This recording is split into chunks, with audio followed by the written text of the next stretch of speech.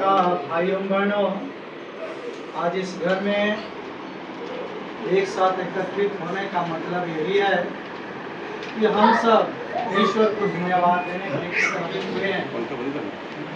और धन्यवाद देने के पीछे एक ही रहस्य है। ईश्वर ने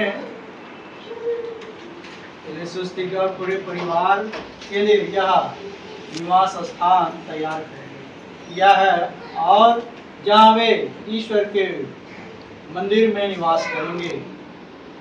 पश्चाताप से पश्चाताप करते हुए हम सब एक साथ मिलकर बोले,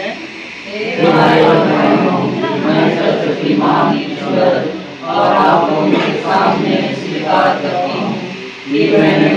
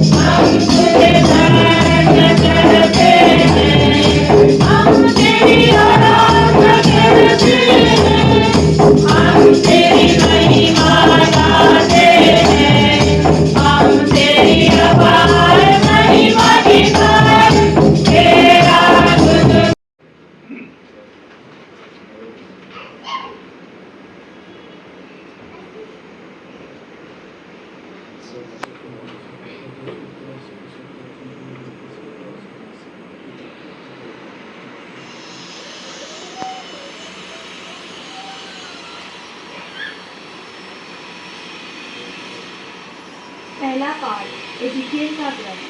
स्वर्गदूत मुझे मंदिर के द्वार पर वापस ले आया। वहाँ मैंने देखा कि मंदिर की वेदी के नीचे से पूर्व की ओर जल निकल कर बह रहा है, क्योंकि मंदिर का मुख पूर्व की ओर था।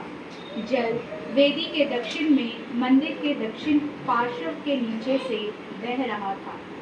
वह मुझे उत्तरी फाटक से बाहर घुमाकर पूर्व के बाह्य फाटक तक ले गया। वहाँ मैंने देखा कि जल दक्षिण के पार्श्व से टपक रहा है। उसने हाथ में माप की डोरी लेकर पूर्व की ओर जाते हुए 1000 हाथ की दूरी नापी। तब उसने मुझे जलधारा को पार करने को कहा। पानी टखनों तक था। उसने फिर 1000 हाथ नाप कर मुझसे जलधारा को पार करने को कहा। पानी घुटनों तक था। उसने फिर 1000 हाथ नाप कर मुझसे जलधारा को पार करने को कहा। पानी कमर तक था। उसने फिर 1000 हाथ की दूरी नापी। अब मैं उस जलधारा को पार नहीं कर सकता था। पानी इतना बढ़ गया था। विश्वमंडल का प्रभु हमारे साथ हैं। याकूब का ईश्वर हमारा गढ़ है। विश्वमंडल का प्रभु हमारे साथ है। याकूब का ईश्वर हमारा गढ़ है। विश्वमंडल का प्रभु हमारे साथ है। याकूब का ईश्वर हमारा गढ़ है। विश्वमंडल का प्रभु हमारे साथ है। याकूब का ईश्वर हमारा गढ़ है। ईश्वर हमारा आश्रय और सामर्थ्य है। वह संकट में सदा हमारी सहायता करता है।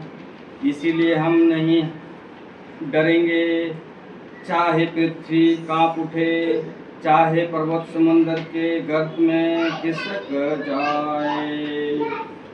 विश्व मंडल का प्रभु हमारे साथ है, याकूब ईश्वर हमारा गढ़ है। एक नदी ईश्वर के नाम का सर्वोच्च ईश्वर के पवित्र निवास स्थान की आनंदित कर देती है।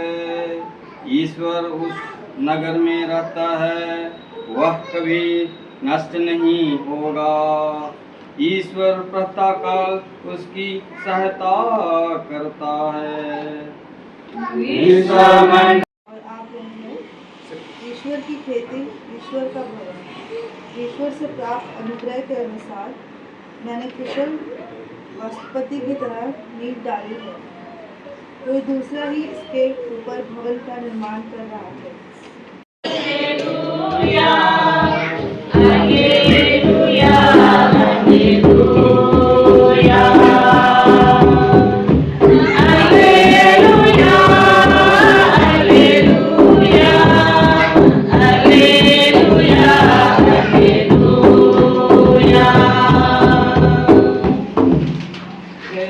कहता है मैं उनके बीच निवास करूंगा।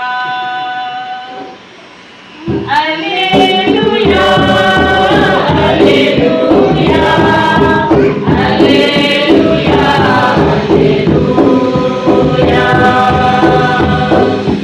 Hallelujah, hallelujah, hallelujah, hallelujah. प्रभु आप लोगों के साथ हो। आपकी आत्मा के साथ। अपने माता पिता की बातों को मान करके अपने कार्य करते हैं। यदि हम परिवार की बातें करते हैं तो हम पहले, यदि हम परिवार में रहते हैं, यदि हम शादी जीवन जी रहे हैं पति पत्नी के रूप में, यदि बाल बच्चे नहीं हैं तो वह पारिवारिक जीवन नहीं कहलाएगा। वह एक दाम्पत्य जीवन है जो एक पति पत्नी के रूप में रहते हैं। और इसलिए जब परिवार कहलाता है तो न केवल हम पति पत्नी के रूप में, बल्कि बाल बच्चे हैं, नाती पोते हैं, जो भी लोग हैं, हम सबके साथ मिलकर के एक परिवार का निर्माण करते हैं। और इसलिए हम प्रत्येक अपना अपना कर्तव्य बनता है। हम कलुसियों के पत्र अध्याय 30 पद संख्या 3 से 12 में हम पाते हैं कि परिवार में किस प्रकार हमारा जीवन व्यतीत होना है, या तो किस प्रकार हमारा जीवन को बिताना है। वहाँ यही कहा गया है कि प्रत्येक माता पिता का क्या कर्तव्य है अपने बाल बच्चों के प्रति। बहुत बार हम यही सोचते हैं, जब बच्चा पैदा लेता है, छोटा हो रहता है, हम यही सोचते हैं कि हम उसे कुछ काम ना कराएं, और अभी कुछ कार्य करने के लिए हम कहते हैं कि अभी बच्चा छोटा है, और इस तरह से वह जो कुछ करना चाहता है हम उन्हें फ्री कर देते हैं, या तो जो कुछ मांगता है हम सब चीज देते हैं, लेकिन संस्कार देना हम भूलते हैं। हम सब चीज देते हैं लेकिन संस्कार देना भूल जाते हैं। जब हम बच्चा को, जब छोटा है, चलने फिरने शुरू करता है, लड़का हो या लड़की हो, यदि वह झाड़ू करना चाहे हम उसके लिए झाड़ू पकड़ा देते हैं, झाड़ू करता है या करती है। या तो कोई प्लेट अपना खाना खा करके धोना मांगता है, मांगना चाहता है, हम उन्हें नहीं देते हैं, हम उन्हें छूने तक नहीं देते हैं कि अभी तो नहीं जानता है। और इस तरह से जब बच्चा बढ़ता है, हम बड़ा होने पर उनसे आशा करते हैं यीशु ख्रिस्त का निवास स्थान है, उन्हीं को हम विस्तृत रूप से कहते हैं कि परिवार हमारे लिए प्रभु यीशु ख्रिस्त का निवास स्थान है, जहाँ प्रभु यीशु ख्रिस्त हमारे घर में, हमारे जीवन में निवास करते हैं और हमें अपनी ओर प्रेरित करते हैं। और इस तरह से हम प्रभु के प्रेम में एक साथ बने रहते हैं, जुड़े रहते हैं और प्रभु ईश्वर हमें प्रदान करते हैं। हमारा पारिवारिक जीवन स्वर्ग राज के लिए एक मध्यस्थ है कि हम ईश्वर के राज तक पहुंचने के लिए हम एक दूसरे को मदद करते हैं, सेवा करते हैं और अपनी सहानुभूति प्रकट करते हुए हम एक साथ एक दूसरे को प्रेरित करते हैं। और इसलिए यह परिवार हम प्रत्येक का एक सुंदर परिवार जो प्रभु यीशु ख्रीस्त हर बातों को स्वीकार किया, माना। और माता मरियम को भी हम देखते हैं कि वह अपने पुत्र प्रभु यीशु ख्रीस्त की हर बातों को मनन करती है, चिंतन करती है और इसलिए वह एक सहनशील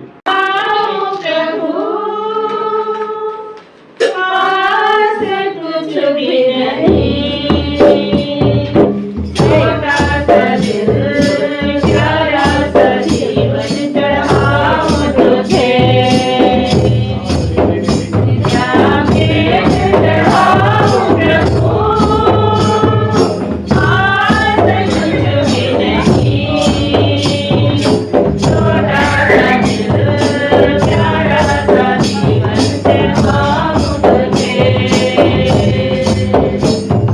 प्यारा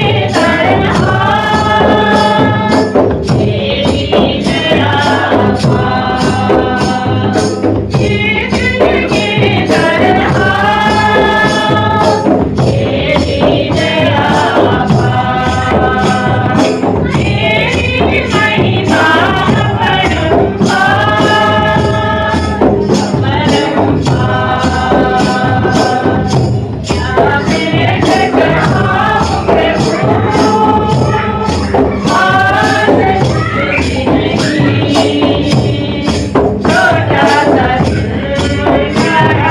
जीवन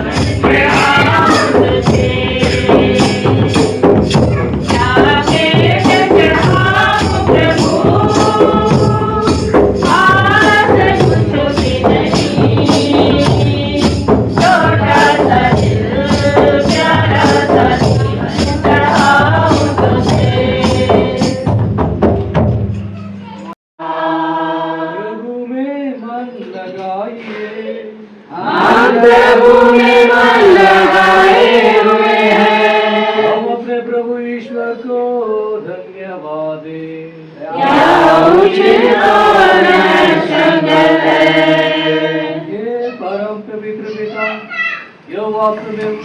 न्याय संगत है, हमारा कर्तव्य तथा कल्याण है कि हम सदा और सर्वत्र तेरे प्रिय पुत्र यीशु मसीह के द्वारा तुझे धन्यवाद दें। यही है तेरा आदि शब्द, परिपूर्ण है।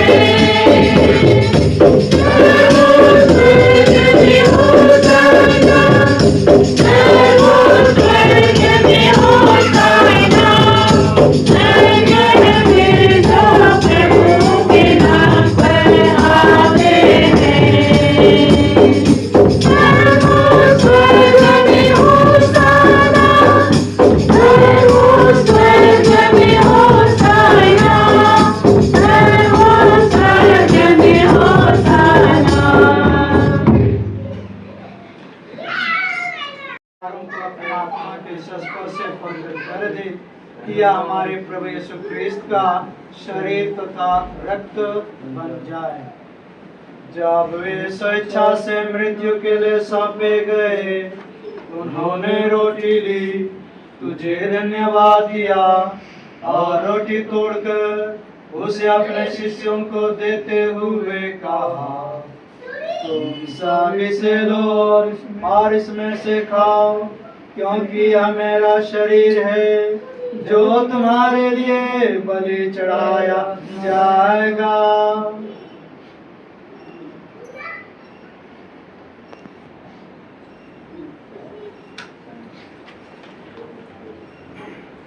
इसे भांति तुम सब इसे लो और इसमें से पियो, क्योंकि यह मेरे रक्त का कटोरा है, नवीन और अनंत स्थान कर जो तुम्हारे और बहुतों के पापों की क्षमा के लिए बहाया जाएगा। तुम मेरी स्मृति में यह करो।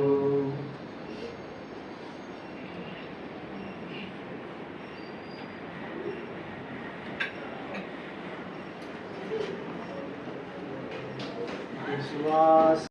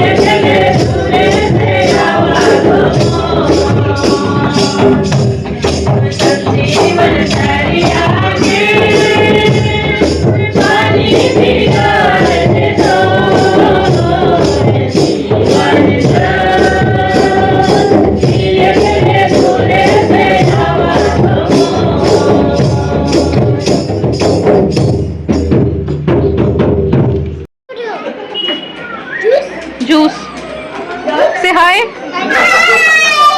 क्या कर रहे हो? प्ले कर रहे हो?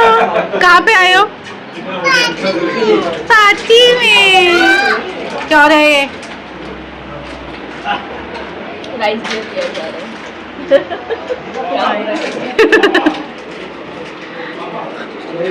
नो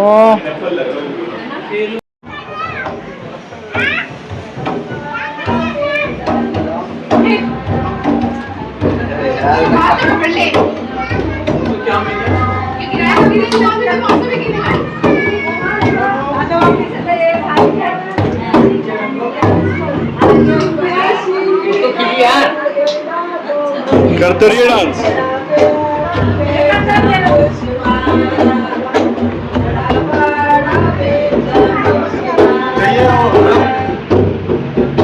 हाँ खाना वाला चाहिए तो चावल को मैं देता हूँ।